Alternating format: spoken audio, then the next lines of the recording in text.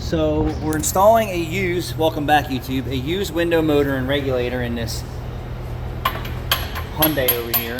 Because a customer didn't want to buy a new one for what's it cost, $50 more maybe. And then they actually took the squeezy clamps off the regulator, so we had to take it apart again because we're like, what the fuck, what idiot took this apart in the junkyard? So then we're moving over to this, and we have a stuck water pump in the housing. But what I really wanted to talk about was a 240,000 mile Toyota Corolla, barely maintained, that on my road test, I thought the catalytic converter was clogged, and it wasn't. I took the upstream O2 sensor, took it for a ride, and still had the same flat bog.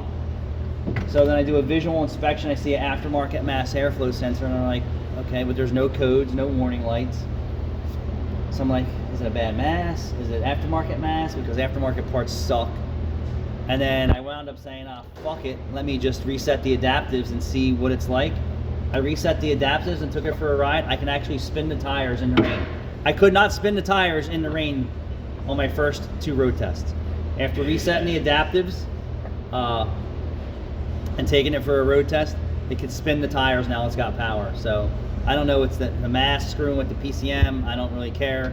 But I did pull the O2 sensor out and take it for a ride, and it was still flat as crap. But yeah, sometimes no parts required and fixing quirky shit.